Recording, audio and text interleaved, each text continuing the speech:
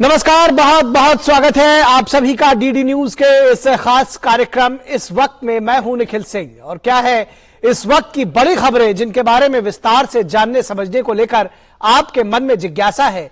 क्या है इन खबरों के मायने, क्या है इनके पीछे का एजेंडा। अगले 1 घंटे में हम बात करेंगे कुछ ऐसी ही बड़ी खबरों की जिस पर चर्चा जरूरी है। इस चर्चा में जुड़ेंगे अपने संवाददाताओं से और विशेषज्ञ मेहमानों के साथ भी। प्रधानमंत्री ने बेंगलुरु में भारत ऊर्जा सप्ताह का उद्घाटन किया। किन मायने में खास है ये ऊर्जा सप्ताह, इस पर बातचीत करेंगे। साथ ही साथ संसद में आज भी विपक्ष का फिर हंगामा जारी रहा। क्या है इस हंगामे के मायने, इस पर भी बात होगी। और दिल्ली और पश्चिम बंगाल की सियासत पर भी चर्चा करेंगे। होंगे कई अहम सवाल और जवाब, लेकिन सबसे पहले इस वक्त की हेडलाइंस।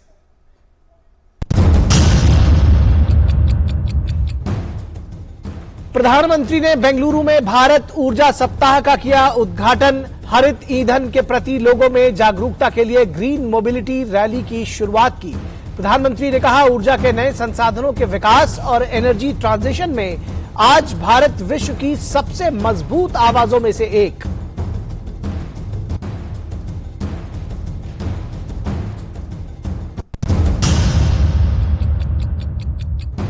प्रधानमंत्री तुमकुरू में हिंदुस्तान एरोनॉटिक्स लिमिटेड की हेलीकॉप्टर निर्माण इकाई राष्ट्र को करेंगे समर्पित।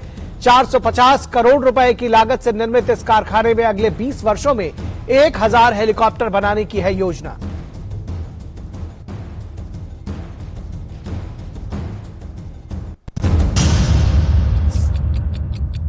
संसद में आज विपक्ष का फिर हंगामा। राज्यसभा और लोकसभा की कार्यवाही दोपहर 2 बजे तक के लिए स्थगित। विपक्ष के हंगामे के कारण राष्ट्रपति के अभिभाषण पर अब तक नहीं हो सकी है चर्चा।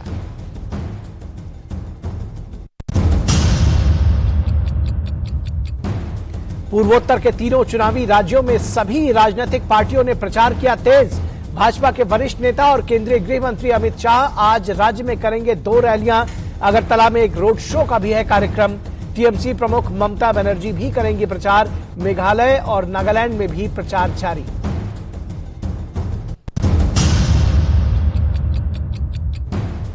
दिल्ली में हंगामे और शोर शराबे के कारण फिर नहीं हो पाया मेयर और डिप्टी मेयर का चुनाव। सदन की कार्यवाही अनिश्चितकाल के लिए स्थगित। पीठासीन अधिकारी सत्य शर्मा ने कहा, चुनाव में मनोनीत सदस्य भी कर सकेंगे वोटिंग। भारतीय जनता पार्टी ने आम आदमी पार्टी पर पार्षदों को प्रलोभन देने का लगाया आरोप। और पंचायत चुनाव से पहले पश्चिम बंगाल में हिंसा की आहट। ग्राम प्रधान पर हुआ हमला। उधर पंचायत चुनाव में नामांकन को लेकर अभिषेक बनर्जी का दावा, पार्टी कोई भी हो उनके पास आए, हर प्रत्याशी का नामांकन कराएंगे सुनिश्चित। तो इस वक्त में सबसे पहले बात प्रधानमंत्री के कर्नाटक दौरे की और बेंगलुरु में भारत ऊर्जा सप्ताह 2023 का प्रधानमंत्री नरेंद्र मोदी ने उद्घाटन किया है। किन मायनों में खास रहा है, क्या है ये ऊर्जा सप्ताह, इसकी चर्चा कर लेते हैं। सबसे पहले प्रधानमंत्री नरेंद्र मोदी ने बेंगलुरु में भारत ऊर्जा सप्ताह 2023 का उद्घाटन किया। भारत ऊर्जा सप्ताह 2023 का आयोजन 6 से 8 फरवरी तक होगा। इसका मकसद ऊर्जा अंतरण महाशक्ति के रूप में भारत की बढ़ती क्षमता को प्रदर्शित करना है। ऊर्जा सप्ताह में भारत भर के 30 से अधिक मंत्रियों, 30,000 से ज्यादा प्रतिभागियों के शिरकत करने की उम्मीद है। और प्रधानमंत्री ने 11 राज्यों में तेल विपणन कंपनियों के 84 रिटेल आउटलेट्स में E20 ईंधन की शुरुआत की है। E20 ईंधन के तहत पेट्रोल में 20% एथेनॉल का मिश्रण किया गया है। सरकार का उद्देश्य है कि 2025 तक एथेनॉल का मिश्रण पूरी तरह 20% तक पूरा कर लिया जाए।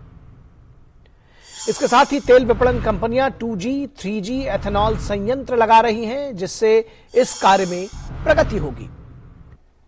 प्रधानमंत्री नरेंद्र मोदी ने इंडियन ऑयल की अनबॉटल्ड पहल के तहत वर्दी लॉन्च की। इंडियन ऑयल ने खुदरा ग्राहक परिचारकों और एलपीजी डिलीवरी कर्मियों के लिए वर्दी तैयार की है।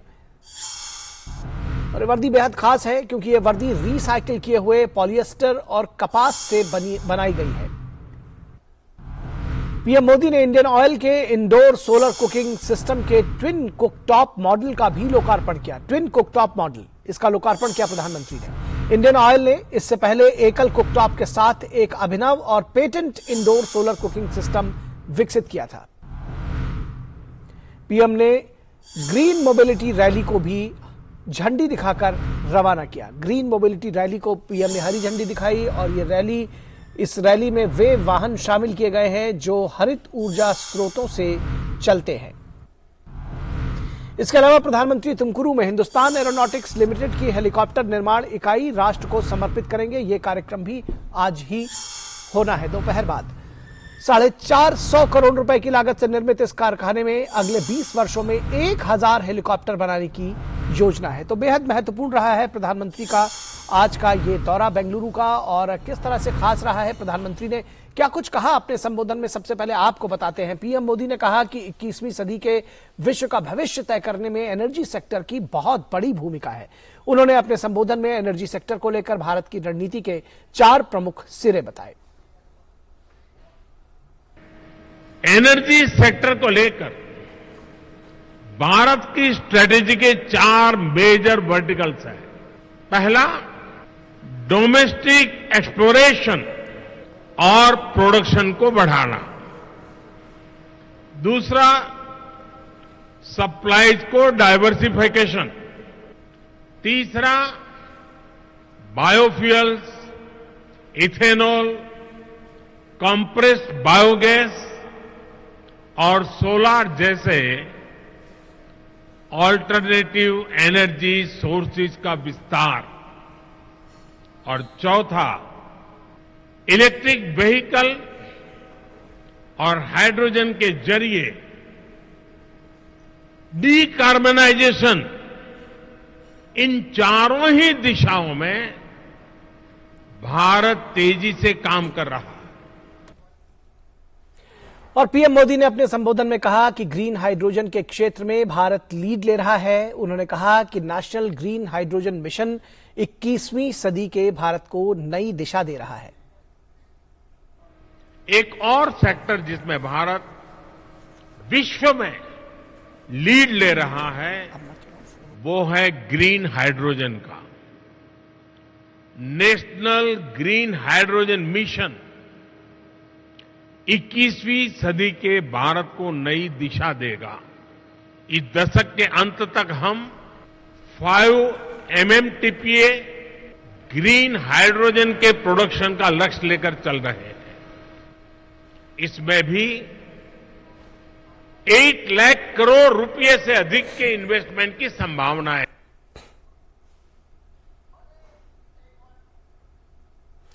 तो निश्चित तौर पर बेहद महत्वपूर्ण रहा है प्रधानमंत्री का भारत ऊर्जा सप्ताह का उद्घाटन, और किस मायने में ये महत्वपूर्ण है, क्या कुछ इसके मायने हैं, और इन सारे विषयों पर बातचीत करने के लिए हमारे साथ हमारे संवाददाता अभिषेक सिंह बेंगलुरु से जुड़ रहे हैं। अभिषेक, आपसे समझना चाहेंगे सबसे पहले तो इसको किस तरह से समझना चाहिए, ऊर्जा सप्ताह से क्या मायने हैं इसके, कैसे समझे इसको? बिल्कुल, लेकिन आपने बिल्कुल सही सवाल पूछा कि ऊर्जा में कैसे दक्षता प्राप्त की जाए। खास तौर पे जब हम ऑयल पे डिपेंडेंट है, पेट्रोल डीजल पे, गैस पे डिपेंडेंट है, तो भविष्य क्या यही हमारा भविष्य है या फिर इसमें कोई बदलाव होगा? क्योंकि एक न एक दिन ये जो रिसोर्सेस ये खत्म हो जाना है, तो ऐसे में हमें किस तरीके से अपने भविष्य का चुनाव। जी, तो भविष्य के ऊर्जा की बात दरअसल अभिषेक बता रहे थे, एक बार उनको फिर से जोड़ने की कोशिश करेंगे। लेकिन वो कह रहे थे कि जो हमारे अभी मौजूदा संसाधन हैं वो समाप्त हो जाएंगे, तो भविष्य की ऊर्जा का क्या रोड मैप होना चाहिए, इस पर ये आज के चर्चा का विषय है। अभिषेक, आप अगर हमारे साथ दोबारा जुड़ गए तो अपनी बात जारी रखें। अभिषेक को हम जोड़ने की कोशिश कर रहे हैं, लेकिन हम आपको बताएं कि जो ऊर्जा सप्ताह 2023 का आयोजन बेंगलुरु में 6 से 8 फरवरी तक हो रहा है, वो इस मायने में महत्वपूर्ण है कि ऊर्जा के विकल्पों की और नए विकल्पों की, खासतौर पर ग्रीन रिन्यूएबल एनर्जी की बात हो रही है। तो ऐसे में जब हम पर्यावरण संरक्षण की बात करते हैं और ऊर्जा की भी बात करते हैं, ऊर्जा के दोहन की भी बात करते हैं, तो ऐसे में रिन्यूएबल एनर्जी जो है, ग्रीन एनर्जी, उसकी बात सामने आती है। और ये जो आयोजन है, इसका उद्देश्य ऊर्जा अंतरण महाशक्ति के रूप में भारत की बढ़ती क्षमताओं को प्रदर्शित करना है, ताकि पूरी दुनिया, पूरा विश्व देख सके कि किस तरह से ये जो एक ऊर्जा अंतरण महाशक्ति के रूप में भारत सामने आया है। ऊर्जा सप्ताह में भारत दुनिया भर के 30 से अधिक जो मंत्री हैं वो इसमें हिस्सा लेंगे और बहुत बड़ी संख्या में, लगभग 30,000 से ज्यादा प्रतिभागी इसमें शिरकत करेंगे। और सबसे खास बात है कि जो तेल विपणन कंपनियां हैं, उनके 84 रिटेल आउटलेट्स में E20 ईंधन की शुरुआत की जाएगी। E20 ईंधन के तहत जो पेट्रोल में 20% एथेनॉल का मिश्रण किया जाएगा। पेट्रोल में एथेनॉल के मिश्रण की जो बात है वो काफी लंबे अरसे से चल रही है और अब इसको एक फूल प्रूफ इंतजाम करने की बात कही गई है और खासतौर पर एक समय सीमा के तहत इसको इस प्रोजेक्ट को पूरा करने की बात कही गई है और कहा गया है कि 2025 तक एथेनॉल का मिश्रण जो है, जो 20% एथेनॉल ईंधन में मिक्स करना है पेट्रोल में, उसको पूरा कर लिया जाएगा। और ये ताकि जो हम जिस दिशा में आगे बढ़ रहे हैं उस पर लगातार आगे बढ़ सके। तो इसके साथ ही जो तेल विपणन कंपनियां हैं वो 3G 2G एथेनॉल संयंत्र लगा रही हैं ताकि इस कार्य में प्रगति हो सके और जो 20% एथेनॉल की ब्लेंडिंग होनी है ईंधन में वो हो सके। अभिषेक हमारे साथ एक बार फिर से जुड़ गए हैं।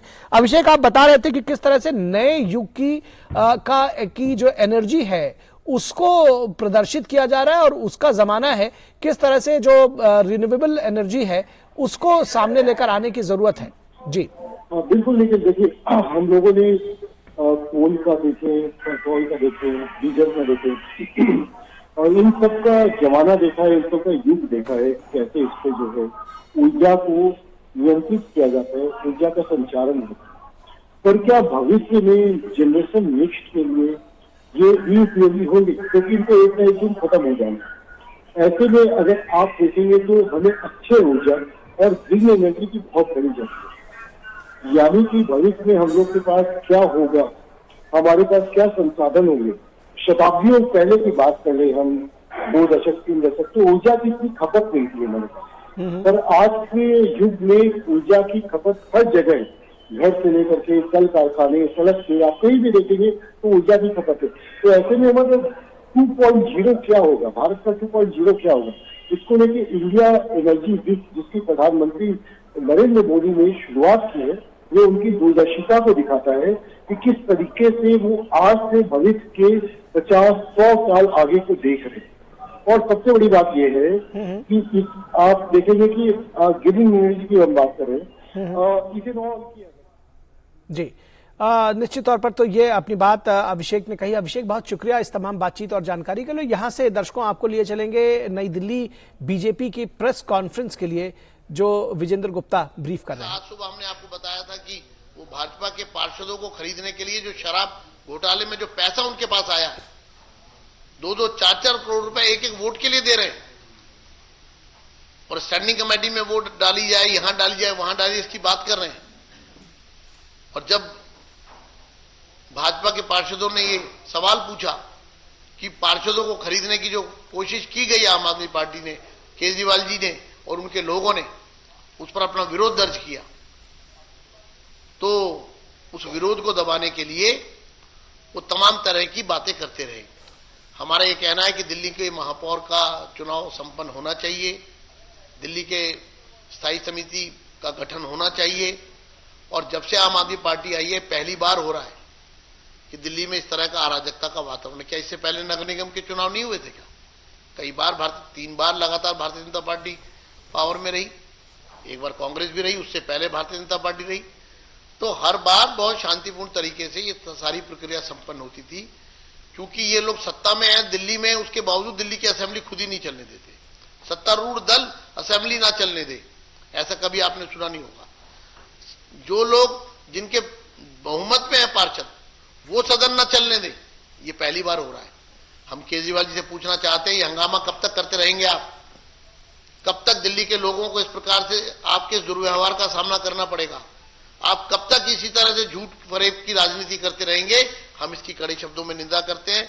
मैं अपनी बात को यहीं समाप्त करता हूं और मैं चाहूंगा कि हमारे आदरणीय सांसद रमेश बिदुड़ी जी अपनी बात कहें। मित्रों, आप सबका स्वागत तो है ही।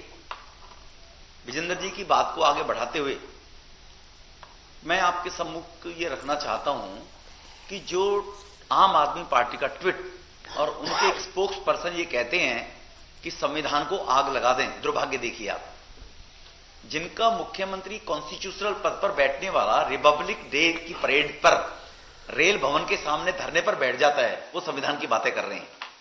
जिनका एक मंत्री 6 महीने से जेल में रहकर सारी फैसिलिटीज ले रहा है और वो आदमी मंत्री बना हुआ है, वो संविधान की बात कर रहे हैं।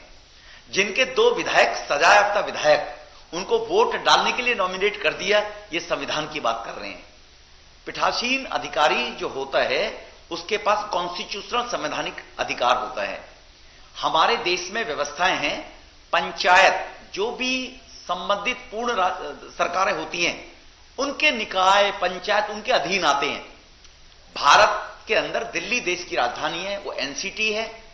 1991 में कानून बना था, हमने नहीं बनाया, कांग्रेस शासन में थी। तब एनसीटी एक्ट में बड़ा क्लियर था कि दिल्ली पूर्ण राज्य का दर्जा नहीं है, लैंड लॉ ये सेंटर के पास होंगी। और केंद्र सरकार, दिल्ली की जो सरकार है वो केंद्र की सरकार के अधीन होगी दिल्ली के अंदर। बाकी राज्यों में निकाय पंचायत जहां होते हैं आप जानते हैं मुख्यमंत्री जी के अधीन होते हैं, वहां की सरकार के अधीन होते हैं, सेंटर का कोई इंटरफेरेंस नहीं होता। यह संविधान में अधिकार दिया हुआ है। ये कोई केजरीवाल साहब ने या उनके प्रवक्ता सौरभ जी की खैरात के रूप में ऑनरेबल लेफ्टिनेंट गवर्नर साहब नहीं बैठे हुए हैं। ये अपने दिमाग से गलतफहमी निकाल दें तो जो गलत शब्दों का इस्तेमाल माननीय उपराज्यपाल जी के लिए बार बार वो करके और अपना परिचय देते हैं संविधान की दुहाई देने वाले लोग। मैं उनसे पूछना चाहता हूं, जब कॉन्स्टिट्यूशन में 2016 में हाई कोर्ट के आदेश में सेक्शन 3 के अंदर क्लियर है कि नॉमिनेटेड जो पार्षद एल्डरमैन हैं वो they can cast their vote, और वो डाल भी रहे वोट वहां पर समिति जॉन्स के अंदर पहले से डाल रहे हैं। पहले मेयर के अंदर किसी ने ध्यान इसलिए दिया कि थंबिंग मेजॉरिटी के लोग आते रहे हैं, छोड़ो हमारी तो सरकार बन रही है। अब ये थंपिंग मेजॉरिटी में 151 आने के बाद भी डर रहे हैं चुनाव से। हमारे 7 सांसद हैं, 10 एल्डरमैन नॉमिनेटेड हैं, अगर वो हमारे मान के चले तो वैसे तो कॉन्स्टिट्यूशन सब, एक विधायक है, हमारी गिनती तो 121-22 बनती है, आपकी तो 151 बनती है। तो 121 वाले से 151 वाला चुनाव लड़ने से क्यों डरता है जी? क्यों कॉन्स्टिट्यूशन की दुहाई देकर लोगों को गुमराह करना चाहते हो? क्योंकि आपने जो टिकटें बेची थी 50 लाख 1 करोड़ में, जैसे मीडिया के सूत्र होते हैं, हमारे पास भी कुछ सूत्र हैं। केजरीवाल साहब के पास भी सूत्र आते थे कि मनीष सिसोदिया गिरफ्तार किए जाने वाले हैं, तुरंत सूत्र बताते थे ना केजरीवाल साहब को। हमारे पास भी सूत्र हैं कि जिन लोगों को मनीष सिसोदिया जी, ब्रजेश पाठक जी ने टिकटें बेची थी 50 लाख से 1 करोड़, ऐसे कम से कम 50 से 55 पार्षद जीत कर आए हैं। वो कहते हैं कि तुमने टिकट दी, हम जीते, हमें 1 करोड़ रुपया हमसे लिया गया, 90 लाख लिए गए, हमारे पैसे लौटाइए, हम तब वोट कास्ट करेंगे जी, हमारा पैसा। तो बड़ा आरोप लगाया है बीजेपी के नेताओं ने। उनका कहना है कि जिन पार्षदों को दरअसल आम आदमी पार्टी ने टिकट देखते वक्त ये टिकट बेचा था 50 लाख रुपए से 1 करोड़ रुपए में, वो ही अब दोबारा कह रहे हैं कि हमारा पैसा वापस करेंगे, तब हम वोट कास्ट करने जाएंगे। और यही वजह है कि आम आदमी पार्टी लगातार डर रही है। और इसी के साथ साथ विजेंद्र गुप्ता ने एक बार फिर उस आरोप को दोहराया कि आम आदमी पार्टी बीजेपी के पार्षदों को खरीदने की लगातार कोशिश कर रही है। फिलहाल यहां रुकेंगे एक छोटे से ब्रेक के लिए, और ब्रेक के बाद जब वापस लौटेंगे तो चर्चा करेंगे कि संसद में आखिर क्यों है हंगामा बरपा। रिफॉर्म, परफॉर्म, ट्रांसफॉर्म से ग्रेट परफॉर्मेंस की कहानी लिख रहे उत्तर प्रदेश में यशस्वी प्रधानमंत्री श्री नरेंद्र मोदी जी के विजन के अनुरूप माननीय मुख्यमंत्री योगी आदित्यनाथ जी के नेतृत्व में आयोजित हो रहे ग्लोबल इन्वेस्टर्स समिट 2023 में आपका स्वागत है। 20 देशों के 10,000 से अधिक विजनरी बिजनेस लीडर्स के इस अंतर्राष्ट्रीय निवेशक महाकुंभ में गवर्नमेंट टू बिजनेस मीटिंग्स और रिकॉर्ड MOU होंगे। आइए 10 से 12 फरवरी को लखनऊ में नए भारत के ग्रोथ इंजन की स्पीड का हिस्सा बने। उत्तर प्रदेश में निवेश करें। नए भारत का ग्रोथ इंजन। ब्रेक के बाद एक बार फिर आप सभी का स्वागत है और संसद की कार्रवाई की चर्चा करते हैं। विपक्ष के हंगामे के बीच बाधित हुआ संसद का सत्र। आखिर क्यों यह बाधित हुआ संसद का सत्र, इस पर चर्चा करेंगे। संसद में बजट सत्र में चर्चा को लेकर पक्ष और विपक्ष में सियासी तनातनी और संग्राम लगातार जारी है। ये हम पिछले कुछ समय से देख रहे हैं। बजट सत्र में चर्चा को लेकर पक्ष विपक्ष में सियासी संग्राम जारी है। चर्चा दोनों सदनों में राष्ट्रपति के हुए अभिभाषण पर होनी है, लेकिन विपक्ष चर्चा हिंडनबर्ग की रिपोर्ट पर चाहता है। कांग्रेस नेता मल्लिकार्जुन खड़गे की अध्यक्षता में विपक्ष एकजुटता दिखाते हुए संसद में अपनी मांग को ज्यादा असरदार बनाना चाहता है और विपक्ष की एकजुटता देखी जा रही है, जबकि सत्ता पक्ष कोई भी चर्चा नियम के तहत चाहता है। सत्ता पक्ष का कहना है कि कोई भी चर्चा होगी वो नियमों के तहत ही होगी। विपक्ष का कहना है कि नियम 267 के तहत राष्ट्रपति के अभिभाषण से अलग चर्चा हो। जानकार मानते हैं कि देश के सामने ज्वलंत मुद्दों में विपक्ष को अपना एजेंडा नहीं मिल रहा है, इसलिए वे मुद्दा अडानी को बना रहे हैं। फिलहाल अमेरिकी कंपनी हिंडनबर्ग की विश्वसनीयता जो भी हो, लेकिन भारत में इसके फेक नैरेटिव ने अडानी ग्रुप के शेयर को बुरी तरह से प्रभावित कर दिया है। आर्थिक महाशक्ति बन रहे भारत के खिलाफ अंतर्राष्ट्रीय साजिश जगजाहिर है और जेफरीज जैसी एजेंसियों का दावा है कि अडानी ग्रुप के कुल कर्जे में भारतीय बैंक की हिस्सेदारी महज 0.5% है। लेकिन झूठा प्रचार यह किया जा रहा है कि बैंक बुरी तरह से प्रभावित हुए हैं। सबसे दुखद पहलू यह है कि सियासत में उद्यमियों के विरुद्ध ईर्ष्या, संदेह की भावना किसी भी देश के विकास के लिए हानिकारक है। उद्योग के विस्तार में पूंजी की जरूरत होती है, लेकिन इसको लेकर आशंका नुकसानदायक साबित हो सकती है। तो संसद में बजट सत्र में चर्चा को लेकर पक्ष विपक्ष में सियासी संग्राम जारी है। इस विषय पर बातचीत करने के लिए हमारे साथ में हमारे संवाददाता राजेश राज मौजूद हैं, जो ऑन ग्राउंड रिपोर्ट हमको देंगे, और साथ ही साथ हमारे साथ में डॉली शर्मा जो कि कांग्रेस की प्रवक्ता है वो मौजूद हैं। स्वागत है डॉली जी आपका। और साथ ही साथ वरिष्ठ पत्रकार अवधेश कुमार वो भी मौजूद हैं। तो इससे पहले कि हम चर्चा की शुरुआत करें, राजेश के पास चलते हैं। राजेश, क्या जानकारी देंगे संसद भवन परिसर से हमें? संसद किसी भी तरह से चल नहीं पा रही है और तमाम प्रयास जो है उसको कहा जाए अगर फेल साबित हुए तो गलत नहीं होगा।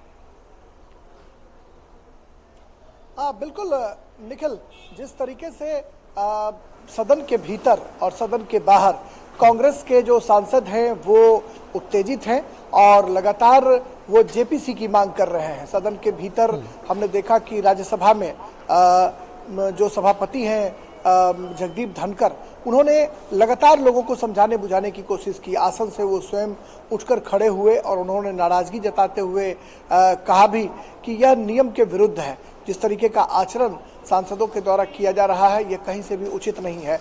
उन्होंने बताया सदन को कि 10 सांसदों के जो नोटिस हैं वो उनको प्राप्त हुए हैं और इन नोटिसों में तमाम लोग जो है नियम 267 के तहत कार्य स्थगन के बाद चर्चा चाहते हैं हिंडनबर्ग की रिपोर्ट के मामले में, जो नियम के विरुद्ध है। वो राष्ट्रपति के अभिभाषण पर चर्चा कराने की बात कर रहे थे और जो सत्ता पक्ष के जो सांसद थे, नियम 267 क्या है ये भी बताते चलिएगा दर्शकों को। चर्चा जो है वो शुरू होनी चाहिए। और हमने देखा कि पिछले मंगलवार को जब संसद में राष्ट्रपति के अभिभाषण पर धन्यवाद प्रस्ताव पर राष्ट्रपति का अभिभाषण हुआ, उसके बाद कल होकर के वित्त मंत्री निर्मला सीतारमण ने बुधवार को बजट पेश किया और फिर यह उम्मीद की जा रही थी कि गुरुवार को संसद के दोनों सदनों की कार्यसूची में राष्ट्रपति के अभिभाषण पर धन्यवाद प्रस्ताव पर चर्चा शुरू होना था। गुरुवार को भी संसद हंगामे की भेंट चढ़ गई, शुक्रवार को भी हंगामे की भेंट चढ़ गई और आज भी जो दूसरा हफ्ता है उसका पहला दिन भी हंगामे की भेंट चढ़ चुका है। ऐसे में जो सबसे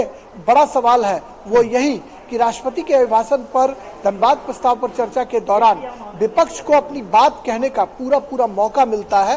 वो अपनी बात को कहते हैं और सत्ता पक्ष की तरफ से प्रधानमंत्री नरेंद्र मोदी स्वयं उसका रिप्लाई करते हैं, जो हमने 8 वर्षों की जो पूरी रवायत देखी है 9 वर्षों में। लेकिन विपक्ष जो है चर्चा शुरू नहीं कर पा रहा है। ऐसे में सबसे बड़ा यक्ष प्रश्न यही है कि क्या विपक्ष राष्ट्रपति के अभिभाषण पर चर्चा नहीं चाहता है या फिर वो बाधित कर एक नई परंपरा, गलत परंपरा की शुरुआत कर रहा है, या कहीं ना कहीं चौंकाने वाले तथ्य जो है निखिल वो सामने आ रहे हैं। एक बात और राजेश, आपसे बहुत संक्षेप में जवाब चाहेंगे। एक तो नियम 267 क्या है, हमारे दर्शकों की सहूलियत के लिए थोड़ा सा ये भी बता दें, और दूसरी बात ये भी आपसे समझना चाहेंगे कि क्या इस बात के प्रस्ताव विपक्ष के पास नहीं रखे गए कि पहले राष्ट्रपति के अभिभाषण पर चर्चा कर लें, उसके बाद जेपीसी की मांग सहित जो तमाम उनकी दूसरी चर्चा है वो अपना करते रहेंगे?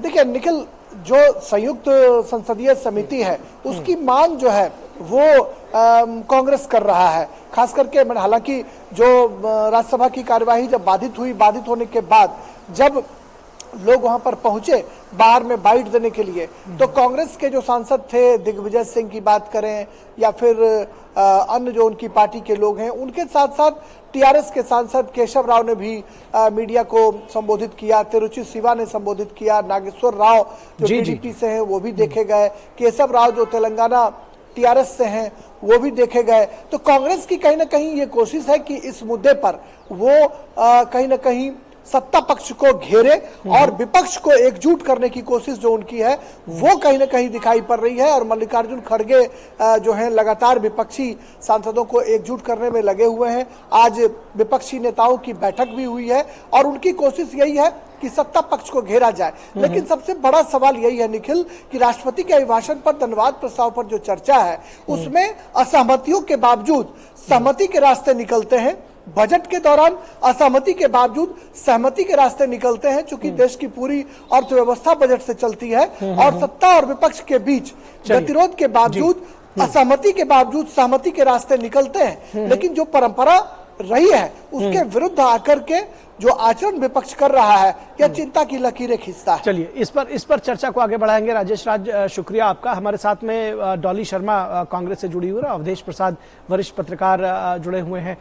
डॉली जी, आपके साथ अगर चर्चा की शुरुआत करें, जिस तरह से बार बार ये कहा जा रहा है कि राष्ट्रपति के अभिभाषण के पर जो धन्यवाद प्रस्ताव पर जो चर्चा होनी है, तो क्यों नहीं परंपराओं का पालन हो जाए, नियमों का पालन हो जाए, और उसी के तहत पहली बात तो उसमें भी मौका मिलेगा इस पूरे विषय को उठाने का, और अगर नहीं भी होता है तो उसके बाद जो दूसरी चर्चाएं हैं उसके बाद कर लेंगे। मतलब इतनी हायतौबा क्यों उसके लिए?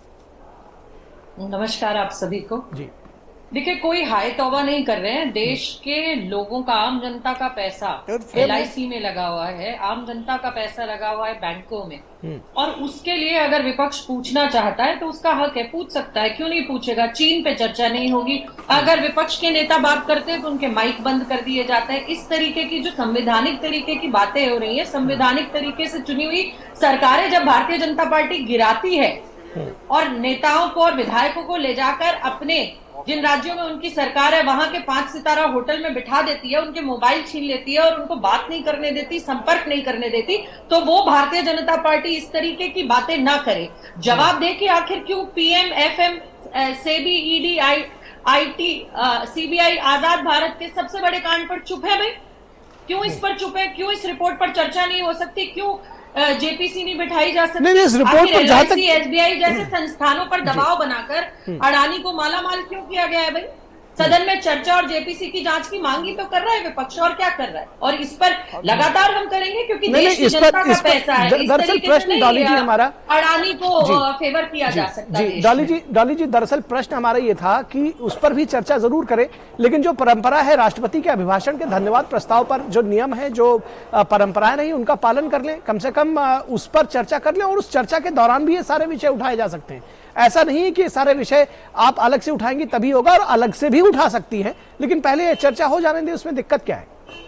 देखिए, विपक्ष भली भांति अपनी जिम्मेदारी जानता है और उसी जिम्मेदारी के हिसाब से देश की जनता की आवाज उठाना चाहता है, जो इस सरकार में आकर दबकर रह गई है। जो रिपोर्ट इस सरकार के फेवर में आती है पूरे विश्व से, वो रिपोर्ट अच्छी होती है, और जो रिपोर्ट इस सरकार के किए हुए काम या इनके चिन्हित उद्योगपति दोस्तों के खिलाफ आ जाती है, वो रिपोर्ट खराब हो जाती है। उस रिपोर्ट से देश में हानि हो जाती है, उस रिपोर्ट से ये हो जाता है। तो ये जो सेलेक्टिव पॉलिटिक्स है, और ये जो भारतीय जनता पार्टी का सेलेक्टिव, उस चीज को चुन लेना जो इनके फेवर में, और उस चीज पर सवाल उठा देना, और उस चीज को राष्ट्रवाद के और देश हित के खिलाफ बता देना जो इनकी पोल खोल दे, वो अब नहीं होने वाला। सड़क पर है विपक्ष। चलिए डॉली जी, आपकी बात बिल्कुल सही है। आप एक मजबूत मजबूत विपक्ष का, डॉली जी आप बिल्कुल सही बात कह रही हैं, और मजबूत विपक्ष का ये काम है, विपक्ष का ये जिम्मेदारी है कि वो सारे प्रश्नों को उठाएं, लेकिन कहां चर्चा हो कहां पा रही है। अवधेश प्रसाद जी को इसमें जोड़ रहे हैं। अवधेश प्रसाद जी, इस सारे प्रकरण में कि पहले चर्चा किसकी होगी, ये तो चर्चा ही नहीं हो पा रही है। एक तो मेरा नाम तो भाई ठीक रखिए, अवधेश कुमार मेरा जी, अवधेश कुमार जी, अवधेश कुमार जी, मैं माफी चाहता हूं आपसे। हाँ, तो आप बह जा रहे। देखिए, ऐसा है कि आपने कहा मजबूत विपक्ष है। अब ये कैसा मजबूत विपक्ष है मेरी समझ से मैंने कहा कि विपक्ष की जिम्मेदारी है, और वो मैं समझ गया, आपकी बात समझ गया। उस शब्द में आया था कि अगर मजबूत, इस देश का सबसे बड़ा दुर्भाग्य यही है कि अभी इतना डिसक्रेडिटेड विपक्ष भारत में कभी रहा ही नहीं। आप देखिए, अगर किसी एक विदेशी कंपनी ने एक रिपोर्ट दे दिया है तो उससे सरकार का क्या लेना देना है, मेरी ये समझ में। क्या सरकार के खिलाफ वो रिपोर्ट है? एक देश में काम करने वाली कंपनी है जिसकी विदेश में भी शाखाएं हैं, वो काम कर रही है, वो मोदी के आने के पहले से भारत में काम कर रही है, 22 राज्यों में उसके काम है, कम से कम 16-17 देशों में उसके काम है, तो उससे सरकार का क्या लेना देना है। दूसरी बात कि जिन लोगों को एलआईसी की चिंता है, एलआईसी से लोन नहीं लिया अडानी ने, एलआईसी ने अडानी का शेयर खरीदा है 36,254 करोड़ रुपए का। तो एलआईसी को समस्या है तो आज वो अपना शेयर बेच के वापस हो सकती है। उसको एलआईसी कह रहा है कि अभी भी हम मुनाफे में, इसलिए अपना शेयर क्यों वापस लें।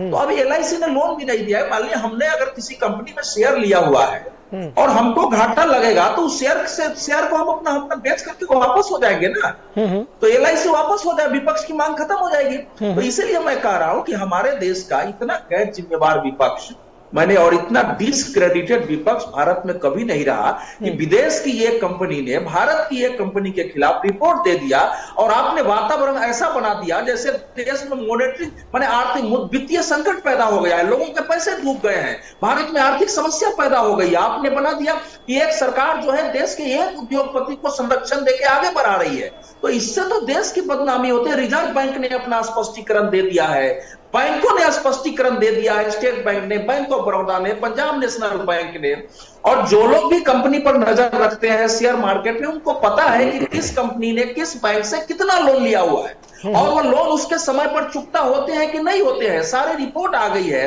कि अडानी की कंपनी के जो भी लोन के पेमेंट्स है वो बिल्कुल टाइमली पेमेंट्स हो रहे हैं। तो जब टाइमली पेमेंट्स है तो बैंक अपने लिए खतरे की घंटी विपक्ष की तरह नहीं बजा सकते हैं ना। तो ये नन मुद्दा को मुद्दा बना करके, हमारा देश है जहां अगर हमारी सेना का या सुरक्षा व्यवस्था का कोई विदेशी मीडिया अखबार उठाता है तो लोग यहाँ ताली पीटते हैं। अगर हमारी सरकार को कोई अलोकतांत्रिक कहता है विदेशी एजेंसी, तो हमारे देश में खुशियां मनाई जाती है। एक विदेशी एजेंसी रिपोर्ट दे देती है तो हमारी कंपनी के खिलाफ तो सारे झंडा उठा के खड़े हो जाते हैं। तो ये इस विपक्ष की बात जनता की नजर में डिसक्रेडिटेड है। अभी तक विपक्ष की कोशिश ये थी कि हिंडनबर्ग रिपोर्ट के आधार पर देश की जनता या जिसके पैसे लगे हैं उस कंपनी में, वो सब लोग सड़कों पर उतर जाएंगे। एक आम आदमी अभी तक सड़कों पर नहीं उतरा है। इसी से समझना चाहिए कि विपक्ष की रणनीति कितनी गलत है। विपक्ष जानकारी की मांग करिए तो समझ में आती है, सरकार पर हमले करिए तो समझ में आती है, लेकिन इनके पास पढ़े लिखे लोग हैं, कॉर्पोरेट के जानकार है, दुनिया में कॉर्पोरेट वार कैसे चल रहा है, भारत के खिलाफ कैसे अभियान चल रहा है कि इसकी इकोनॉमी को ध्वस्त किया जाए, भारत को कैसे। इस पर जवाब ले लेते हैं डॉली जी का। अवधेश जी,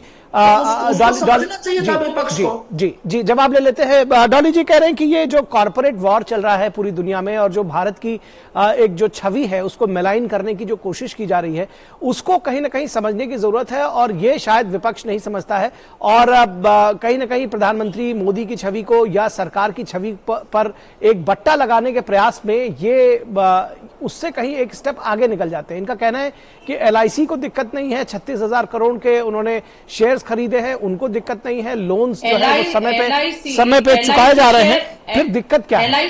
एलआईसी शेयर खरीद किसके कहने पे रही है, कैसे रही है एलआईसी शेयर खरीद? सरकारी कंपनी है ना एलआईसी, कैसे शेयर खरीद रही है, कहां से डायरेक्शन जा रही है? तो एलआईसी जितने भी जो ये यहाँ पर बैठकर बोल रहे हैं, जैसे मैंने बोला, जो रिपोर्ट इस सरकार के, जो विदेशी रिपोर्ट इस सरकार के फेवर में आ जाती है उस पर ये वाहवाही लूटते हैं, और जो रिपोर्ट इनके खिलाफ आ जाती है और इनसे सवाल पूछ लेती है कि 8 साल में 50 गुना एक व्यक्ति की कैसे इनकम इतनी बढ़ जाती है, 8 साल में, मात्र 8 साल में उस पर अगर सरकार से सवाल विपक्ष करना चाहता है तो वो गलत है, वो रिपोर्ट गलत हो जाती है। कोई भी विदेशी रिपोर्ट जो इस सरकार के खिलाफ आ जाए या इनके उद्योगपति मित्रों के खिलाफ आ जाए, वो रिपोर्ट गलत हो जाती है। और जो रिपोर्ट इस सरकार के फेवर आप लेकिन इस आधार पर सारे देखिए, कुछ तो कॉमन सेंस लगाना पड़ेगा ना डॉली जी, कुछ तो कॉमन सेंस लगाना पड़ेगा, क्योंकि सारी रिपोर्ट्स को एक आधार पर आप नहीं मान सकती। आप जांच कराइए ना, तो सही रिपोर्ट को भारतीय जनता पार्टी कैसे आधार मान लेती है कि उन्होंने बहुत अच्छे कीर्तिमान स्थापित कर दिया। अगर कोई विदेशी रिपोर्ट उनके बारे में अच्छा छाप देती है तो वो रिपोर्ट ऑथेंटिक है। तो वो सारी, वही तो वो कह रहे हैं कि ये सारी जानकारी आपको माननी चाहिए, लेकिन सदन बाधित करने की कहां से दिक्कत आ गई? वो रिपोर्ट गलत हो जाती है। डॉली जी कह देती है कि भुखमरी के इंडेक्स में हम 107वें नंबर पर आ चुके हैं, वो रिपोर्ट गलत हो जाती है, क्योंकि वो भाजपा के खिलाफ। वही तो सारे सवाल उठाए जा रहे हैं कि कुछ तो डॉली सरकार से सवाल करना विपक्ष का काम है, और विपक्ष मजबूती से सवाल कर रहा है। आप जेपीसी की जांच क्यों नहीं कराते? आपको किस बात का डर है? आप चुप क्यों बैठे हैं? आप मौन क्यों धारण करके बैठे हैं? ठीक है, आपकी बात सही है, लेकिन मैं ये कह रहा हूं कि जो जब सारी चीजें जब इसी तरह से अगर होगी तो दुनिया भर में जो सारे इंडेक्सेस जारी होते हैं, 107वें नंबर पर बताया, पाकिस्तान को भारत से ऊपर बता दिया है, और पाकिस्तान में आप देख रहे हैं 350 रुपए किलो आटा बिक रहा है। किस तरह से ये सच्चाई मानी जाएगी? अवधेश जी, क्या आप मानते हैं कि इस तरह का है कि जो सारे जो रिपोर्ट्स भारत के खिलाफ रहती हैं उसको हमारे यहाँ? चलिए इस पर अवधेश जी का जवाब ले लेते हैं। अवधेश जी, 9 रुपया दूध बढ़ा एक साल में, विदेश से तेल कम से कम हंगर इंडेक्स में हमारे यहाँ 400 रुपए किलो आटा नहीं बिक रहा है। पाकिस्तान से बुरी स्थिति हमारी नहीं है, पाकिस्तान से बुरी स्थिति नहीं है, ये सारा देशवासी पूरी दुनिया समझती है। डॉली जी, मैं उस पर क्या तर्क करूं आपसे? जी बात कर रहे हैं जो रिपोर्ट इस सरकार, चलिए डॉली जी सुन लीजिए, सुन लीजिए, जवाब सुन लेते हैं।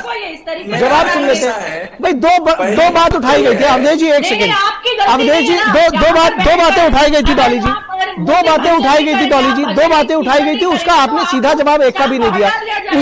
उसका सीधा जवाब ये नहीं दिया। ये कहा जा रहा है कि भाई इन सारे प्रश्न तो आप तभी पूछेंगे जब संसद चलेगी। चलिए अवधेश जी आप जवाब दीजिए।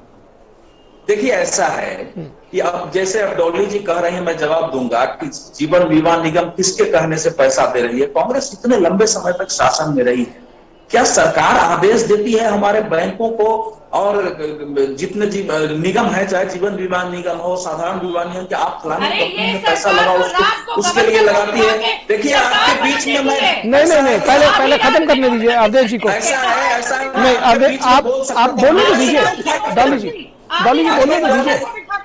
अरे भाई डॉली जी बोलने तो दीजिए, उनको बोलने तो दीजिए। अब वो आपने प्रश्न उठाया, वो जवाब दे रहे हैं तो आप उसका जवाब नहीं देने दे रही हैं। जो कुछ भी बोला जाएगा उसको जबरन रोकने का, भैया मैं बीजेपी का प्रवक्ता नहीं हूँ। मैं चलिए अवधेश जी बताइए जी। अपने तरीके से रख रहा हूँ और आपको सुनना पड़ेगा, ऐसा नहीं। अरे चलिए वो सुन रही है, बोलिए अवधेश जी। ऐसा है कि ये रिपोर्ट अगर मान लीजिए सरकारी भ्रष्टाचार का होता तो जेपीसी की, हालांकि जेपीसी हमारे देश में 4 बार आई है और 4 बार फेल की है, लेकिन सरकारी भ्रष्टाचार, इसमें हिंडनबर्ग ने भी कहीं अपनी रिपोर्ट में नहीं कहा है कि गवर्नमेंट के लेवल पर कोई भ्रष्टाचार। दूसरा, एक कंपनी के बारे में रिपोर्ट है कि वो कंपनी, उस कंपनी के जो अकाउंट्स हैं वो गलत है, उस कंपनी पर लोन ज्यादा है, उसका लेवरेज ज्यादा है, यही तो कह रहा है। तो इसमें गवर्नमेंट का क्या समय मेरी समझ में नहीं रहा है। कहाँ घूस का मामला है, कोई घूस का मामला है क्या, किसी विशेष टेंडर पर प्रश्न उठाया गया है क्या? तो गवर्नमेंट तो इसमें कहीं नहीं है, पहली बात है।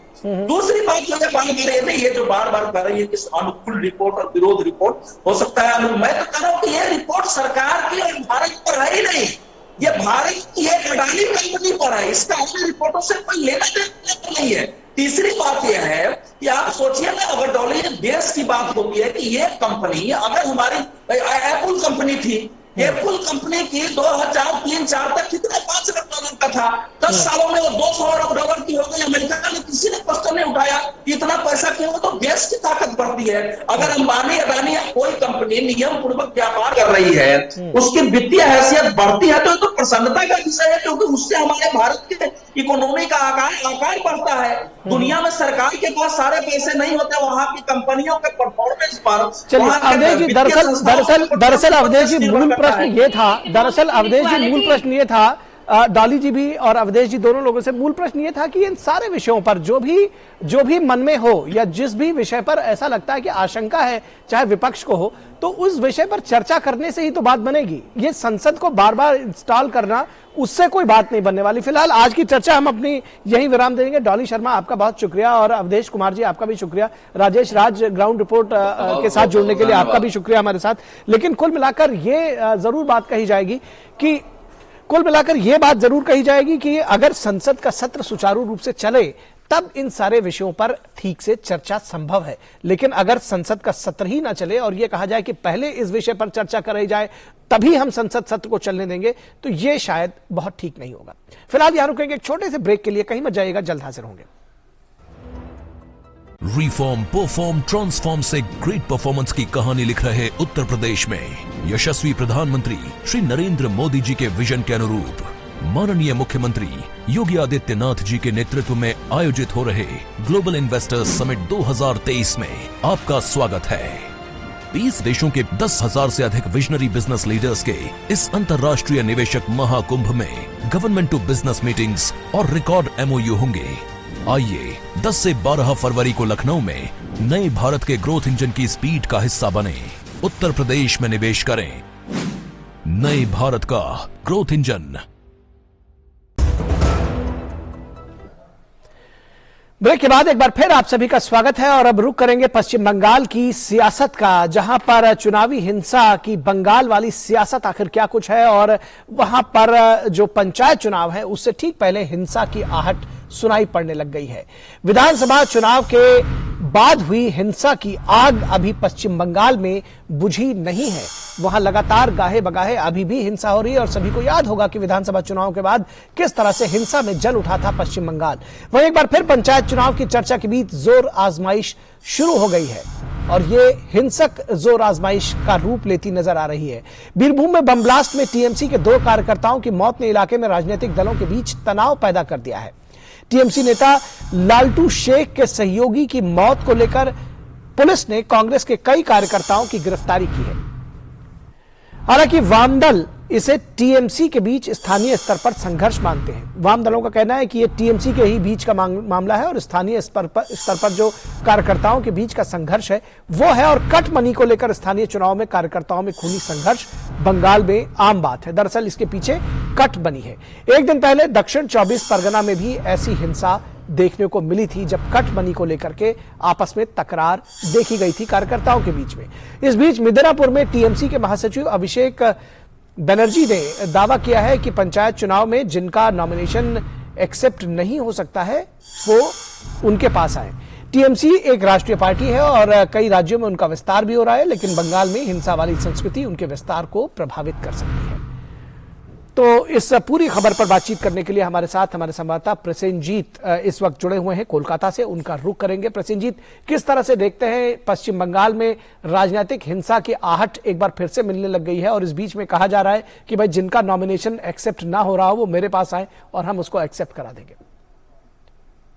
हाँ, देखिए बने कहानी यह है कि डेथ मीटर एक हर एक न्यूज चैनल में, न्यूज़पेपर में एक कॉलम होना चाहिए, डेथ मीटर। हर दिन अगले पंचायत चुनाव तक कितने लोग इस तरह की हिंसा के कारण अपना जान गंवा चुके हैं, पिछले 2 महीना का आंकड़ा लेकर और उसके पहले अगर 2021 की चुनाव के बाद का आंकड़ा लेकर अब तक चले तो ये संख्या काफी बड़ा है। तो ये बंगाल की चुनाव क्या बताया, मैं राजनीति की एक मैंने पहले भी कहा था कि पिछले 40-45 साल की एक सिलसिला है कि जिस तरह से ये इस तरह जो देसी बम होते हैं, देसी बम का या गोलीबारी का, ये जो कहानी है, आपको याद होगा निखिल, कई साल पहले हम ये बीरभूम डिस्ट्रिक्ट से ही स्टोरी बनाते थे, मुंह में फट्टी बांधकर या गमछा बांधकर लोग बम बना रहे हैं। ये यहाँ पे एक क्या कहता है उसको, स्मॉल इंडस्ट्री है बम बनाना, और ये हम कई जगह का चुनाव देखते हैं। हम महाराष्ट्र में कुछ दिन पहले पंचायत चुनाव देखे हैं या बाकी सारे स्टेट पे हम पंचायत चुनाव देखते हैं, लेकिन इस तरह की जो जिसका जान जाता है, चाहे वो कोई भी हो, किसी परिवार की एक सदस्य होते हैं, तो इसके बारे में ना कोई चिंता हम मोर्चे के समय पे देखे है, ना कोई चिंता आज तृणमूल की सरकार में देख रहे हैं, और ऐसा होता जा रहा है। और जो ऊपर में पुलिस या राजनेता बैठे हुए हैं वो नजरअंदाज करके अपना काम जारी रखते हैं। निखिल जी, इस पर समझना चाहेंगे कि बीजेपी किस तरह से इस पर रिएक्ट कर रही है, और क्या कोई भी एक सिस्टम कहीं ना कहीं सरकार का बना हुआ है कि अगर किसी के साथ हिंसा होती है, एफआईआर दर्ज होता है तो उसमें कार्रवाई हो, लोगों के खिलाफ धरपकड़ हो। और ये जो आपने कहा कि बम और कट्टा बनाना एक कुटीर उद्योग की तरह यहां पर फल फूल रहा है, इस पर रोक लगाने के लिए क्या लोकल पुलिस कुछ भी नहीं कर रही है?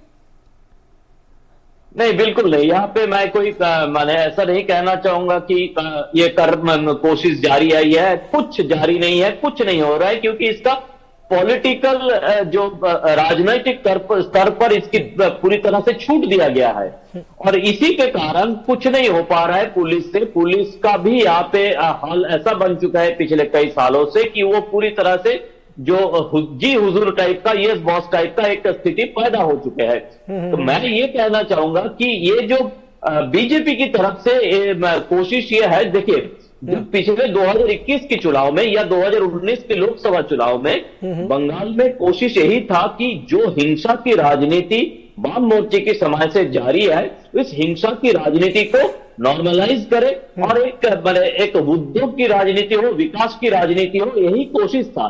लेकिन ऐसा नहीं हो पाया। फिर से तृणमूल कांग्रेस ने अपना सरकार बनाया और आने वाले दिनों में पंचायत चुनाव है। और मैं कई बार बताया कि पंचायत चुनाव है जो सब कुछ मूलभूत जो क्षमता है, उस क्षमता की एक आधार है पंचायत चुनाव। इसीलिए सब लोग आपस में टकराते हैं, सब लोग किसी तरह से अपने आने वाले चुनाव में अपना जो उम्मीदवारी है उसको साबित करना चाहते हैं। और देखिए, जो बात आप कह रहे थे कि अभिषेक बैनर्जी ने कुछ बताया कि जिसकी उनको ये मैसेज देना पड़ रहा है, क्योंकि जिस तरह से लोगों की मन में डर पैदा हो चुके हैं। तो पिछले बार भी 30 से 35% सीटों पर अनकॉन्टेस्टेड तृणमूल जीत गए थे। तो इसीलिए ये मैसेज अभी उनको डेस्परेटली देना पड़ रहा है कि चुनाव हो और चुनाव में शांति हो। जी जी जी, निश्चित तौर पर बहुत शुक्रिया इस तमाम बातचीत और जानकारी के लिए, हमारे साथ जुड़ने के लिए जी। और यहां रुकेंगे एक छोटे से ब्रेक के लिए, कहीं मत जाइएगा, जल्द हाजिर होंगे। रिफॉर्म, परफॉर्म, ट्रांसफॉर्म से ग्रेट परफॉर्मेंस की कहानी लिख रहे उत्तर प्रदेश में यशस्वी प्रधानमंत्री श्री नरेंद्र मोदी जी के विजन के अनुरूप माननीय मुख्यमंत्री योगी आदित्यनाथ जी के नेतृत्व में आयोजित हो रहे ग्लोबल इन्वेस्टर्स समिट 2023 में आपका स्वागत है। 20 देशों के 10,000 से अधिक विजनरी बिजनेस लीडर्स के इस अंतर्राष्ट्रीय निवेशक महाकुंभ में गवर्नमेंट टू बिजनेस मीटिंग्स और रिकॉर्ड MOU होंगे। आइए 10 से 12 फरवरी को लखनऊ में नए भारत के ग्रोथ इंजन की स्पीड का हिस्सा बने, उत्तर प्रदेश में निवेश करें। नए भारत का ग्रोथ इंजन। ब्रेक के बाद एक बार फिर आप सभी का स्वागत है। और अब सियासत बिहार की, आरजेडी और जेडीयू में विलय की चर्चा से पार्टी में किस तरह से असंतोष व्याप्त है, इसकी चर्चा कर लेते हैं। और किस तरह से उपेंद्र कुशवाहा इस वक्त आंदोलनरत हैं, कहीं ना कहीं अगर कहा जाए तो गलत नहीं होगा। महागठबंधन सरकार बनने के बाद बिहार में सियासी संग्राम थमने का नाम नहीं ले रहा है। जनता दल यूनाइटेड संसदीय बोर्ड के अध्यक्ष उपेंद्र कुशवाहा ने पार्टी कार्यकर्ताओं के नाम एक खुला पत्र लिखा है। उपेंद्र कुशवाहा ने संसदीय बोर्ड के अध्यक्ष होने के नाते जेडीयू के वरिष्ठ नेताओं को 2 दिवसीय बैठक में सम्मिलित होने की अपील की है। इस खुले पत्र के जरिए नीतीश कुमार के तेजस्वी को गद्दी सौंपने की चर्चा से तेज हुई सियासत के बीच जेडीयू का आरजेडी में विलय की चर्चा भी तेज हुई है कि दोनों दलों का विलय हो जाएगा। और उसके बाद ये बहुत सारे लोगों के माथे पर बल रहा है। उपेंद्र कुशवाहा सहित कई वरिष्ठ नेताओं ने इसे एक आत्मघाती कदम माना है। कुशवाहा ने नीतीश कुमार पर आरोप लगाया है कि वे सत्ता के मोह में पार्टी कार्यकर्ताओं की उपेक्षा कर रहे हैं।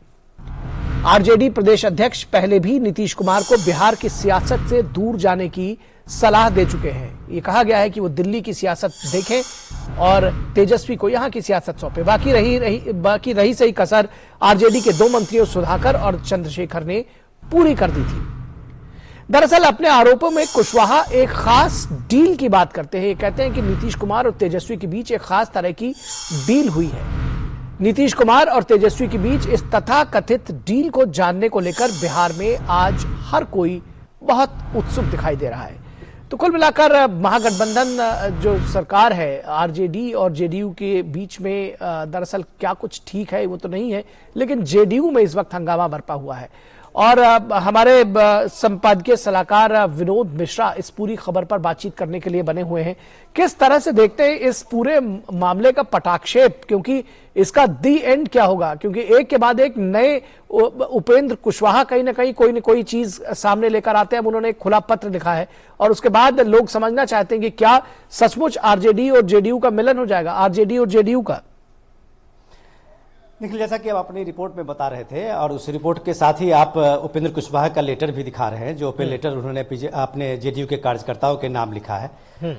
तो वो एक संसदीय दल के जो पार्टी का वो अध्यक्ष भी है और उसके नाते उनका एक बनता भी है कि वो मीटिंग के लिए कॉल करें, और उस मीटिंग के लिए उन्होंने जो कॉल किया है और जो अंडरलाइन है उस लाइन को आप देखिए, उसमें उन्होंने लिखा है एक खास डील। तो वो ये पूछना चाह रहे हैं कि ये नीतीश कुमार बताएं कि आरजेडी के साथ में, खास करके तेजस्वी के साथ में, इनका खास डील है क्या। अभी देखिए कि नीतीश कुमार पिछले कई दिनों से समाधान यात्रा पे बिहार में घूम रहे हैं और पूरे जो राजकाज है, गद्दी है, वो अभी संभाले हुए तेजस्वी संभाले हुए हैं। इसी के बहाने उनका जो है इमेज बिल्डिंग भी हो रहा है, या इमेज बिल्डिंग का जो है एक उनका बनाने की कोशिश भी की रही है कि वो अच्छे एडमिनिस्ट्रेटर हैं। लेकिन हालत बिहार की देखिए कि बिहार की खबर में आप ये खबर देखिए कि 2 किलोमीटर जो बिहार की रेलवे लाइन जो है उसको चोरों ने चुरा लिया। तो आप देख सकते हैं कि लॉ एंड ऑर्डर की सिचुएशन किस तरह की है, कि वहां आरा में देखिए और कई जगह पे देखिए जिस तरह की हिंसा है। और जब कभी इस तरह की बात नीतीश जी से पूछा जाता है गाहे बागे उन समाधान यात्रा में, तो वो अनभिज्ञता जाहिर करते हैं, वो कहते हैं पता नहीं है। तो आखिर इस बिहार को चला कौन रहा है? तो ये कुशवाहा का जो सवाल है कि ये खास डील क्या है, ये खास डील की चर्चा वो तब से शुरू हुई जब से नालंदा के ही अपने गृह रीजन है उनका नीतीश कुमार का, उसमें उन्होंने कहा था कि आरजेडी को अभी सब्र करना चाहिए, 2025 के आते आते पूरी गद्दी जो है वो एक तरह से तेजस्वी को संभाल देंगे। उनका ये कहना था कि ये इस टेन्योर में कम से कम ये लोग हमें बर्दाश्त करें और अगला जो कोई भी चुनाव होगा वो तेजस्वी के नेतृत्व में होगा। ये चीजें आरजेडी का ये जो एक नेतृत्व देने की बात जो नीतीश कुमार की थी, ये कम से कम जेडीयू को पच नहीं पा रहे थे उसके पार्टी के लोगों को, कि उसको लगा कि ये एक विलय का जो है इंडिकेशन दे रहे हैं। तब से आप देखिए कि जेडीयू के जो बड़े कद्दावर लीडर हैं, चाहे उपेंद्र कुशवाहा हो या और कई लीडर हैं, उन्होंने इसका एक विरोध करना शुरू किया और उन्होंने कहा कि भाई ये एक आत्मघाती कदम होगा। कि अभी आप देखिए कि जहां भी अभी एमपी के आप देखिए पिछले एमपी के इलेक्शन में बीजेपी और जेडीयू का जो अलायंस था जी, उसमें जेडीयू का जहां जहां सीट लूज की है वो आरजेडी के साथ की है, और उसमें जहां जहां जेडीयू जीती है वो उसने आरजेडी को हराया जी। और उसमें जो जीत हार का मार्जिन रहा है, कई जगह पे आप देखिए 2000, कई जगह पे 5000 रहा है जी। तो क्या वो कैंडिडेट जो अगले इलेक्शन में अभी जाएंगे, 2024 के इलेक्शन में जाएंगे, तो क्या वो जेडीयू के चाहे जो रनर हैं या जेडीयू के आरजेडी के जो जीते हुए कैंडिडेट हैं, क्या उनका मुकाबला के बीच में क्या तीसरा कैंडिडेट होगा? ये असंभव चीज है।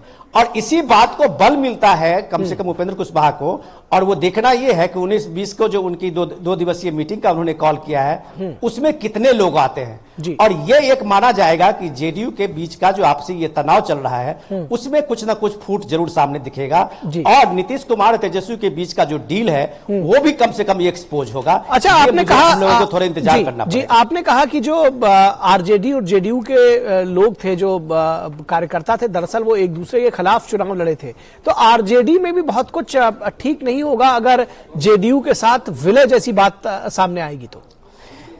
देखिए, सबसे बड़ी बात है कि जो सत्ता में नीतीश कुमार जो अभी लगातार 15-16 साल से चलते रहे हैं, उनके पीछे उनकी एक सुशासन बाबू का एक इमेज था जी, उनकी एक पॉपुलरिटी थी। शायद मुझे लगता है कि बीजेपी एनडीए ने भी उस पॉपुलरिटी को ही लेके उनको नेतृत्व को स्वीकार करते हुए, बीजेपी सबसे बड़ी पार्टी थी अभी मौजूदा इलेक्शन में भी, लेकिन नेतृत्व उन्होंने नीतीश कुमार को दिया था। नीतीश कुमार उसके सीएम फेस बने थे। लेकिन दिक्कत यह है कि अभी महागठबंधन के बाद जितने भी बाई इलेक्शन हुए हैं, उस बाई इलेक्शन में नीतीश कुमार और जेडीयू आरजेडी के कैंडिडेट हारे हैं जी। तो ये कहीं ना कहीं से जेडीयू में इस बात का मैसेज जा रहा है या आरजेडी में जा रहा है कि नीतीश कुमार अब वो बेस ये नहीं है, मेटल नहीं है उनमें जो बिहार में वो किसी को जिता या हरा सके। तो देखिए, ये पॉलिटिक्स में जो लायबिलिटी है, जब भी कोई बन जाता है तो उससे अपने लोग भी किनारा काटना शुरू कर देते हैं। जी बिल्कुल। उपेंद्र कुशवाहा बहुत खास, बहुत करीब लोग थे नीतीश कुमार के माने जाते हैं, लेकिन अगर वो किनारा काट रहे हैं तो उसका मतलब है कि वो इस बात उनके जैसे लीडर मान रहे हैं कि नीतीश कुमार अब एसेट नहीं है, वो एक लायबिलिटी बनते जा रहे हैं पार्टी के लिए। तो सत्ता में बने रहने के लिए नीतीश कुमार चाहे अपने को जितना भी तोड़ जोड़ कर लें, लेकिन वास्तविक स्थिति यही है कि उनका जनाधार कम हुआ है, इसलिए विरोध के स्वर और ज्यादा मुखर होने लगा है। निखिल, चलिए बहुत शुक्रिया इस तमाम बातचीत और जानकारी के लिए। आपने एक बढ़िया इंसाइट दिया इस पूरे विषय पर, बहुत शुक्रिया। और बढ़ते अगली खबर की तरफ। खबर दिल्ली से जुड़ी हुई एमसीडी, जिसको मिनी सरकार भी कहते हैं, और उस मिनी सरकार का बॉस कौन होगा आज ये तय होना था तीसरी बार, लेकिन ये तय नहीं हो पाया क्योंकि दिल्ली नगर निगम के नए मेयर और डिप्टी मेयर का चुनाव जो है वो एक बार फिर से अधर में लटक गया और हंगामे के कारण ये जो बैठक थी वो पूरी नहीं हो सकी। हंगामे और शोर शराबे के कारण सदन फिर अनिश्चितकाल के लिए स्थगित करना पड़ा और इस स्थगन की वजह से एक बार फिर से मेयर और डिप्टी मेयर का चुनाव नहीं हो सका। दिल्ली के मेयर और स्थायी समिति के 6 सदस्यों का चुनाव कराने को लेकर आज हुई सदन की तीसरी बैठक बेनतीजा रही। इससे पहले 2 बार हंगामे के कारण यह चुनाव टल चुका है। 6 जनवरी और 24 जनवरी को भी नहीं हो सका था चुनाव। स्थिति पर नियंत्रण के लिए दिल्ली पुलिस के साथ अर्धसैनिक बल भी आज तैनात किए गए थे ताकि स्थिति पर नियंत्रण रखा जा सके और किसी भी तरह की मारपीट जैसी स्थिति न बने। सदन के भीतर भी पर्याप्त संख्या में सिविल डिफेंस वॉलंटियर्स और कमांडोज को तैनात किया गया था। मनोनीत सदस्यों के वोटिंग को लेकर पीठासीन अधिकारी की ओर से अहम फैसला लिया गया। मनोनीत सदस्यों की वोटिंग को लेकर के काफी विवाद था, जिस पर एक अहम फैसला लिया गया पीठासीन अधिकारी की तरफ से। और पीठासीन अधिकारी सत्या शर्मा ने कहा कि मनोनीत सदस्य भी वोटिंग का अधिकार रखेंगे, वो वोटिंग कर सकेंगे। हालांकि आम आदमी पार्टी ने इस पर आपत्ति जताई, लेकिन इस आपत्ति का इसलिए भी कुछ नहीं हुआ क्योंकि बैठक दरअसल कंप्लीट हो ही नहीं सकी। दिल्ली भाजपा के कार्यकारी अध्यक्ष वीरेंद्र सचदेवा ने आम आदमी पार्टी पर गंभीर आरोप लगाए और आम आदमी पार्टी की ओर से भाजपा के पार्षदों को प्रलोभन दिया जा रहा है, ये कहना था वीरेंद्र सचदेवा का। तो बीजेपी ने आम आदमी पार्टी की ओर से भाजपा के पार्षदों को प्रलोभन देने का आरोप लगाया। बीजेपी की तरफ से रेखा गुप्ता, तो वहीं आम आदमी पार्टी की तरफ से शैली ओबराय मेयर पद की उम्मीदवार रही। डिप्टी मेयर के लिए मोहम्मद इकबाल आपके प्रत्याशी थे, तो कमल बागड़ी भाजपा के प्रत्याशी थे। 4 दिसंबर 2022 को दिल्ली नगर निगम की 250 सीटों पर आम चुनाव हुआ था और इसमें आम आदमी पार्टी ने जीत दर्ज की थी। 7 दिसंबर को इसके परिणाम आए थे और 7 दिसंबर को परिणाम में आम आदमी पार्टी को बहुमत मिला था। आम आदमी पार्टी को 134 सीटें हासिल हुई थी। तो परिणाम में जो 7 दिसंबर को परिणाम आए थे उसमें आम आदमी पार्टी को 134, भाजपा को 104 और 3 निर्दलीयों के साथ कांग्रेस को 9 सीटें मिली थी। और इस पूरे खबर पर बातचीत करने के लिए हमारे साथ हमारे संवाददाता गिरीश निशाना जुड़े हुए हैं। गिरीश, एक बार फिर से नगर निगम का बॉस कौन होगा ये तय नहीं हो सका और तीसरी बार ये जो बैठक रही वो बेनतीजा रही, हंगामा बरपा रहा। तो क्यों ये ना समझा जाए कि राजनीतिक दल दरअसल चूंकि ये कहा जा रहा है कि अप्रैल तक ही चुना जाएगा, जो अभी का जो मेयर होगा वो अप्रैल तक ही उसका कार्यकाल होगा, तो क्यों न ये समझा जाए कि दरअसल कोई चुनाव करना ही नहीं चाहता और खासतौर पर आम आदमी पार्टी। जी बिल्कुल निखिल, आपने ठीक कहा। बिल्कुल निखिल, आपने ठीक कहा क्योंकि जिस तरह से लगातार तीसरी बार भी आज बेनतीजन रही। आज की जो मीटिंग थी, दिल्ली नगर निगम की जो मीटिंग थी, उसमें कोई नतीजा नहीं निकला, चुनाव नहीं हो पाया। तमाम जो उम्मीदवार थे वो भी खाली लौट गए। जो भी पार्षद थे, विधायक थे, सांसद थे, वो भी बिना वोट डाले वापिस चले गए क्योंकि ये आज कार्रवाई 11 बजे आरंभ होनी थी, लेकिन उसको आधा घंटा देरी से शुरू किया गया। करीब 11:30 बजे दिल्ली नगर निगम की ये बैठक आरंभ हुई, जिसके बाद जो पीठासीन अधिकारी हैं सत्य शर्मा, उन्होंने कहा कि जो मनोनीत पार्षद हैं वो भी अपने वोट का इस्तेमाल कर सकते हैं। वोट का इस्तेमाल इसलिए कर सकते हैं क्योंकि 2016 के अंदर हाई कोर्ट का कोई आदेश आया था जिसके बिहाफ पे उन्होंने कहा कि इन पार्षदों को भी, मनोनीत जो पार्षद हैं उनको भी वोट डालने का